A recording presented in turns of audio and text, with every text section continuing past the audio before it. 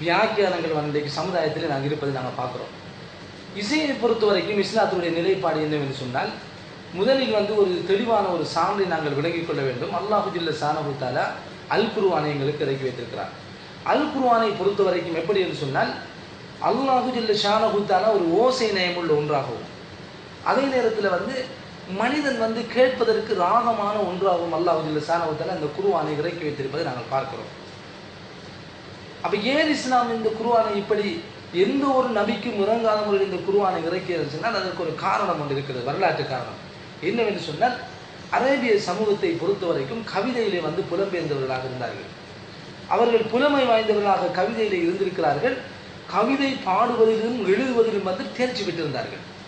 அழகான முறையிலே கவிதை பாடுவார்கள், ஓசை நயம் உள்ள முறையிலே அந்த கவிதைகளை பாடுவார்கள். அதே போன்று கஅபத்துல்லாவிலே அந்த கவிதைகளை அவர்கள் தொங்க விட்டு கொண்டு அதனை ஒரு சிறப்பான ஒரு நிகழ்வாக அவர்கள் கருதி கொண்டிருந்த ஒரு காலத்தில் இஸ்லாம் அந்த சமுதாயத்தை ஏதாவது ஒரு வழியில் முறியடிக்க வேண்டும் என்பதற்காக, அந்த சமுதாயத்துக்கு ஏதாவது ஒன்றை விருந்தாக கொடுக்க வேண்டும் என்பதற்காக, இதற்கு முன்னல் அனுப்பப்பட்ட நபிமார்களுக்கு அனுப்பப்பட்ட தூதுத்துவங்களை எல்லாம் விட அல் குர்ஆனை அல்லாஹு ஜல்ல ஷானஹு தஆலா ஒரு விசேடமான ஒன்றாக இறக்கி வைத்தார். இறக்கி வைத்த அந்த அல்லாஹு ஜல்ல ஷானஹு தஆலா அதிலே 2 விஷயங்களை வைத்தார். ஒன்று என்னவென்றால், அந்த அல் குர்ஆனை வாசிப்பதன் மூலம், அல் குர்ஆனை படிப்பதன் மூலம் மனிதனுக்கு அதிலே ஒரு தெளிவான ஒரு சான்று இருக்கிறது. அல்லாஹ் அல் குர்ஆனிலே சொல்லி காட்டியிருந்தார். அந்த அல் குர்ஆனை வாசிப்பதன் மூலம், படிப்பதன் மூலம் மனிதனுக்கு அதிலே நேர்வழி இருக்கிறது. அந்த குர்ஆனை வாசிப்பதன் மூலம் அல்லாஹ் தஆலா சொல்லி காட்டுறார், ஓதுவதன் மூலம் என்று சொல்லி காட்டுகிறார். இரண்டாவது விஷயம் என்னவென்று சொன்னால், அந்த அல் குர்ஆனை ஒருவர் ஓதுவதற்கு இனிமையாகவும் அல்லாஹ் தஆலா ஆக்கி வைத்திருக்கிறார். அல்லாஹ் தஆலா அல் குர்ஆனை சொல்கிறார், வரத்திலில் குர்ஆன தரத்தீலா, குர்ஆனை நீங்கள் அதனுடைய உரிய முறைப்படி நீங்கள் ஓதுங்கள் என்று சொல்கிறார். ஏன் அதை சொல்கிறான் என்றால், அதற்கென்று இந்த ராக முறைகள் இருக்கின்ற என்ற காரணத்தினால் அரபு மொழியிலே இருக்கின்ற அந்த அமைப்பை பயன்படுத்தி அதை அழகான முறையில் ஓத வேண்டும் என்கிற ஒரு விடயத்தை அல்லாஹ் ஜல்ல ஷானஹு தஆலா இந்த அல் குர்ஆனிலே தெளிவுபடுத்துவதை நாங்கள் பார்க்கிறோம். அப்போ இந்த அடிப்படையில் இந்த இசையை நாங்கள் நோக்குகிற போது, இசை இஸ்லாத்தில் ஏன் தடை செய்யப்படுகிறது என்று சொன்னால், இது உலகத்தில் மனிதனுடைய சிந்தனையை மாற்றக்கூடிய ஒன்றாக இந்த இருப்பதை நாங்கள் பார்க்கிறோம். ஷைத்தானுடைய மிக முக்கியமான ஒரு வழிகெடுக்கின்ற ஒரு சாதனமாக இந்த இசையை இஸ்லாம் கருதுவதை நாங்கள் பார்க்கிறோம். இதற்கு என்ன காரணம் என்று சொன்னால், மனிதன் இந்த இசையிலே மூழ்குவதன் மூலம், மனிதன் இந்த இசையை ரசிப்பதன் மூலம் குர்ஆனிலே இருந்து அவன் தூரமாகி விடுவான் என்கிற ஒரு சிந்தனை இஸ்லாம் எங்களுக்கு சொல்லி காட்டுகிறது. அப்போ அதனால தான் அல்லாஹு ஜல்ல ஷானஹு தஆலா அல் குர்ஆனிலே சொல்லி காட்டுகின்றால், எப்படி சொல்கிறான் என்றால், சிலர் இருக்கிறார்கள், மை யஷ்தரி லஹுவல் ஹதீதி, கேளிக்கையான விடயங்களை அவர்கள் வாங்கிக் கொள்வார்கள், லியுதில் அன் சபீலில்லாஹ், அல்லாஹ்வுடைய பாதையிலிருந்து வழிகட்டி செல்வதற்காக அவர்கள் வாங்கிக் கொள்வார்கள் என்று அல்லாஹ் தஆலா அல் குர்ஆனிலே சொல்லி காட்டுவதை பார்க்கிறோம். அப்போ இதனை பொறுத்தவரை இந்த இடத்துல லஹுல் ஹதீஸ் என்று சொல்லக்கூடிய ஒரு சொல்லை தப்சீர் ஆசிரியர் என்ன விளக்கம் கொடுக்கிறார்கள் சொன்னால், இதில் இப்னு அப்பாஸ் ரலியல்லாஹு அன்ஹு அவர்கள், அதாவது ஹதீஸ் துறையிலே தப்சீர் துறையிலே அதிகமான விளக்கங்களை சொல்லக்கூடிய ஒரு அறிஞர் இப்னு அப்பாஸ் ரலியல்லாஹு அன்ஹு அவர்கள் சொல்கிறார்கள், இதை ஹினா என்று சொல்கிறார். ஹினா என்று சொன்னால் பாட்டுக்களோடு கலந்தது, இசைகளோடு கலந்தது, இவைகளைத்தான் இந்த இஸ்லாம் அல் குர்ஆன் லஹுல் ஹதீஸ் என்று சொல்கிறது என்பதை இப்னு அப்பாஸ் ரலியல்லாஹு அன்ஹு அவர்கள் சொல்லி காட்டி நாங்கள் பார்க்கிறோம். அதே போன்று முஜாஹித் ரஹிமஹுல்லாஹ் அவர்கள், இவர் ஒரு தப்சீர் கலை ஆசிரியர், அவரும் இதனை லஹு என்பதை தபில் என்று சொல்கிறார். இது அதுவும் ஒரு இசைக்கருவி ஒரு பேரை அவர் சொல்லி காட்டுகிறார். அதே போன்று ஹசன் அல் பஸ்ரி அவர்கள் இதனை ஹினா என்று சொல்கிறார்.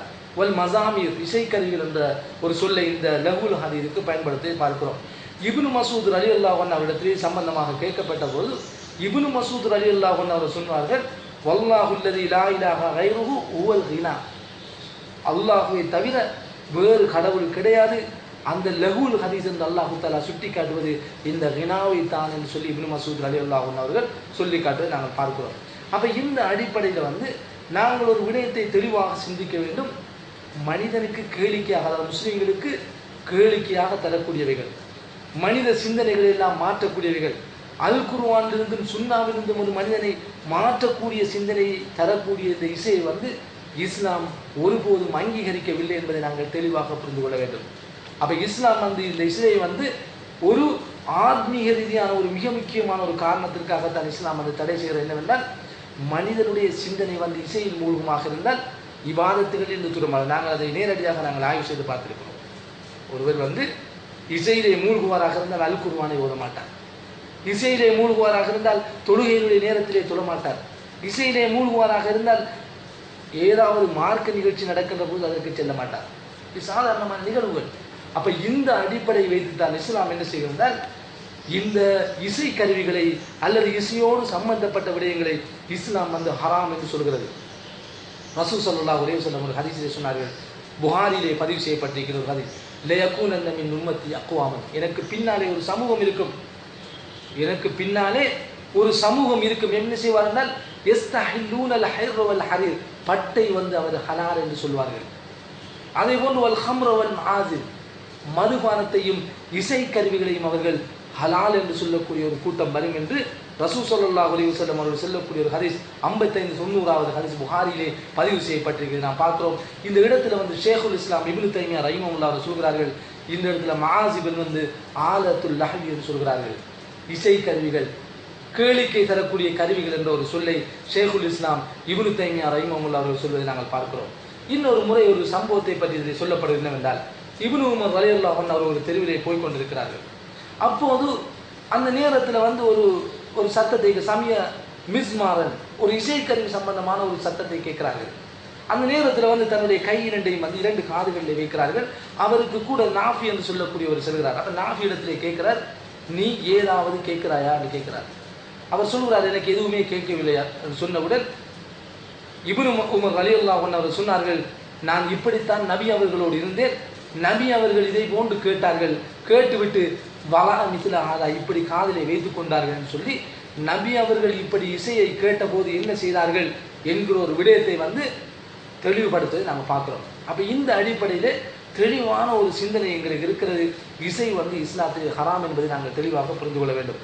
ஒரு விடயம் வந்து எங்களுக்கு நன்றாக இருக்கிறது, இன்பமாக இருக்குது என்பதற்காக அது ஹலால் கிடையாது. இப்போ சிலர் சொல்வார்கள், இசை வந்து கேட்க வேண்டும், அது நரம்புக்கு புத்துணர்ச்சியாக இருக்கும், அது கேட்டால் வந்து எங்களுடைய சிந்தனையில் சில மாற்றங்கள் இருக்கும், எங்களுக்கு சில உற்சாகங்களை ஏற்படுத்தும் என்று சில பிழையான வியாக்கியானங்களை சொல்வார். இப்போ நாங்கள் கேட்குறோம், ஒருவருக்கு இன்ட்ரெஸ்டாக அல்லது வந்து ஆர்வமாக இருக்குது என்பதற்காக நாங்கள் அதை ஹலால் என்று சொல்ல முடியாது. உதாரணமாக விபச்சாரம், ஒரு பெண்ணோடு வந்து உடல் உறவு கொள்வது இன்பமானது, மதுபானம் இன்பமானது. அப்போ இன்பமானது என்பதற்காக வேண்டி அது ஹலால் என்று நாம் சொல்வதா? இல்லை. அப்போ இன்பமாக இருக்கிறது என்பதற்காக நாங்கள் ஹலால் என்று சொல்வதில்லை. இதை நாங்கள் தெளிவாக புரிந்து கொள்ள வேண்டும். அதே நேரத்தில் இன்னொரு செய்தியை நாங்கள் பார்க்கிறோம். என்னவென்று சொன்னால், ஒரு முறை ரசூல் ஸல்லல்லாஹு அலைஹி வஸல்லம் அவர்களுக்கு முன்னால் வந்து சில சிறுமிகள் வந்து பாட்டு படித்துக் கொண்டிருக்கிறார்கள். துகன்யானி, 2 சிறுமிகள் வந்து ஜாரியத்தானி துகன்யானி.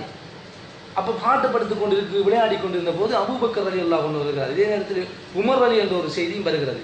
அப்போ அபூபக்கர் ரலியல்லாஹு அன்ஹு அவர்கள் வந்து கேட்கிறார்கள், ஒரு நபியினுடைய வீட்டிலேயே இந்த ஷைத்தானுடைய கருவிகள் என்று கேட்கிறார்கள். கேட்டு கோபப்பட்ட போது ரசூலுல்லாஹி ஸல்லல்லாஹு அலைஹி வஸல்லம் அவர்கள் அபூபக்கர் ரலியல்லாஹு அன்ஹு அப்படியே பிடித்து விட்டு சொல்கிறார்கள், இது வந்து எங்களுடைய பெருநாள் தினம், அவர்களை விட்டு விடுங்கள், இது பெருநாள் தினம் என்று சொல்லி அவர்கள் அந்த இடத்துல வந்து விலக்கிவிடுகிறார்கள். இதில் ஒரு சிலர் வந்து இதை ஒரு சட்டமாக எடுத்து சொல்கிறார்கள்.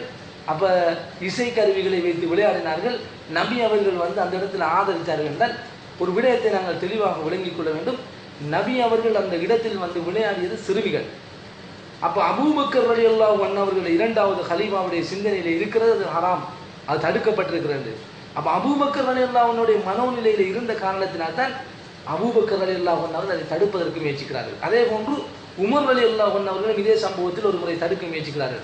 அப்போ அவர்களுடைய மனங்களில் ஏற்கனவே விதைக்கப்பட்ட ஒரு விடயமாக அந்த இசை இருக்கின்ற காரணத்தினால்தான் அவர்கள் அதை தடுக்க முயற்சிக்கின்ற போது ரசூல் ஸல்லல்லாஹு அலைஹி வஸல்லம் அவர்கள் அது பெருநாள் என்று சொல்லக்கூடிய ஒரு காரணத்தை காட்டி அதை விளக்குகிறார். ஆனால் இத்தனைக்கும் அந்த சிறுமிகள் செய்தது பெரும் இசைக்கருவிகள் கிடையாது. அந்த சிறுமிகள் வந்து விளையாடிய கருவிகள் என்னவென்றால், சாதாரணமாக நாங்கள் சிறு பிள்ளைகள் விளையாடக்கூடிய இசைக்கருவிகளை கொண்டு தான் அந்த பிள்ளைகள் விளையாடினார்கள். அப்போ இந்த நேரத்தில் வந்து அதையே கோபப்பட்டு அபூபக்கர் ரலியல்லாஹு அன்ஹு அவர்கள் தடுக்கிறார்கள் என்றால், நபி அவர்கள் சிறுமிகள் என்பதற்காக ஒரு சலுகையை கொடுக்கிறார்கள் என்றால், நாங்கள் சிந்திக்க வேண்டும், பெரும் இசைக்கருவிகளை வைத்துக்கொண்டு நாங்கள் எப்படி அதனை அங்கீகரிப்பது சகோதரர்களை சிந்திக்க வேண்டும். இப்போ சிலர் இன்னும் ஒரு சில காரணங்களை சொல்லுவார்கள். என்னவென்றால், ஒரு பக்கம் தோலாலினால் மறைக்கப்பட்ட ஒன்று மற்ற பக்கம் மறைக்கப்படாவிட்டால், அதாவது டோலக் என்று சொல்வார்கள். இப்போ இதனை வந்து பயன்படுத்தலாம், அது இசைக்கருவி இல்லை என்று சொல்வார்கள். மார்க்கத்தில் வந்து இதற்கு எந்த ஒரு தெளிவான சான்றும் கிடையாது. ஒரு பக்கம் தோலினால் இருக்க வேண்டும், மற்ற பக்கம் மறைக்காமல் இருந்தால் அதை பயன்படுத்தலாம் என்று எந்த ஒரு ஹதீஸ்லையுமே கிடையாது. இஸ்லாம் வந்து ரினா என்று இசைக்கருவி அல்லாத பாட்டு தாளங்களோடு உள்ள ஒரு விடயத்தை வினாவை இஸ்லாம் தடை செய்கிறதுன்னு சொன்னார். இன்னொரு புறம் மசாமீர் என்று சொல்லக்கூடிய அப்ப ரெண்டு விஷயங்களையும் இஸ்லாம் தடை செய்கிறதுன்னு சொன்னால் மனித சிந்தனைகளை மாற்றக்கூடிய ஒன்றாக அது இருக்குமாக இருந்தால் அதை நாங்கள் அனுமதிப்பதற்கு மார்க்கத்தில் எந்த ஒரு ஆதாரமும் கிடையாது. அப்போ அதனால வந்து ஒரு பக்கம் மறைந்திருக்கிறது, ஒரு பக்கம் மறைக்காமல் இருக்கிறது, இதை பயன்படுத்தலாம் என்கிற வாதங்களை நாங்கள் அல் குர்ஆன் சொன்ன அடிப்படையில் நாங்கள் முன்வைக்க முடியாது என்பதை நாங்கள் தெளிவாக புரிந்து கொள்ள வேண்டும். அப்போ இந்த அடிப்படையில் வந்து இசையை பொறுத்த வரைக்கும் இஸ்லாம் வந்து இசை கருவிகளை இஸ்லாம் வந்து ஹராம் என்று சொல்கிறது. அதே நேரத்தில் சில வாதங்களை வைப்பார். உதாரணமாக இமாம் கஸ்ஸாலி ரஹிமஹுல்லாஹ் அவர்கள் இசையை ஹலால் என்று சொல்கிறாரே என்று சில வாத பிரதிவாதங்கள் சொல்லக்கூடிய நாங்கள் பார்க்கிறோம். அல்பானி ரஹிமஹுல்லாஹ் அவர்கள் மிக தெளிவான சான்றுகளோடு இமாம் கஸ்ஸாலியுடைய பிழைகளை அவர்கள் சுட்டி காட்டுகிறார்கள். இமாம் கஸ்ஸாலி அவர்கள் அந்த நேரத்தில் வந்து இல்முல் ஹதீஸ், அந்த நேரத்தில் வந்து ஃபிக்ஹ் துறையில் இருந்த தெளிவற்ற ஒரு சிந்தனை தான் அவர் இந்த கருத்து தூண்டுவதற்கு காரணம் என்று இமாம் அல்பானி ரஹிமஹுல்லாஹ் அவர்கள் மிக தெளிவாக சொல்கிறார்கள். இதே கருத்தை ஷேகுல் இஸ்லாம் இப்னு தைமியா அதே போன்று இன்னும் பல நவீன கால அறிஞர்களும் அந்த கருத்தை சொல்கிறார்கள். எனவே இமாம் கஸ்ஸாலி ரஹிமஹுல்லாஹ் அவர்கள் இந்த கருத்தை ஆதரித்திருக்கிறார்கள் என்றால் அதற்காக மார்க்கத்தில் வந்து அது சட்டம் கிடையாது. அது வந்து அந்த சிந்தனையில் அவருக்கு பட்டிருக்கின்ற ஒரு கருத்தை முன்வைத்தார். அவருக்கு அந்த நேரத்தில் வந்து தெளிவான சில சான்றுகள் அவருக்கு கிடைக்காமல் இருந்திருக்கலாம். அதைத்தான் இமாம் அல்பானி ரஹிமஹுல்லாஹ் அவர்கள் மிக தெளிவான ஒரு விமர்சனத்தில் அழகாக சுட்டி காட்டுகிறார்கள். எனவே வந்து இசையை ஹலால் என்று அனுமதிக்கக்கூடிய நாங்கள் வந்து இதற்கு நொண்டி சாட்டுக்களை கூறிக்கொண்டு நாங்கள் ஆதாரங்களை தேடக்கூடாது என்பதை நாங்கள் தெளிவாக புரிந்து கொள்ள வேண்டும். ஆகவே அன்பான இஸ்லாமிய சகோதரர்களே, இந்த இசையை பொறுத்த வரைக்கும் தொழுகையிலிருந்தும் இபாதத்துகளிலிருந்தும் திக்ர்களிலிருந்தும் குர்ஆன் ஓதுவதிலிருந்தும் எங்களை தூரமாக்குகிறது. அப்ப இப்படி தூரமாக்குகின்ற ஒரு ஷைத்தானியத்தனமான இந்த சிந்தனையை சமுதாயத்தில் நாங்கள் அகற்ற வேண்டும், சமுதாயத்திலே ஆதரிக்க கூடாது என்கிற ஒரு சிந்தனைத்தான் இஸ்லாம் எங்களுக்கு சொல்லி காட்டுகிறது. எனவே இஸ்லாத்தில் வந்து இசை ஹராம் என்பதை நாங்கள் தெளிவாக புரிந்து கொள்ள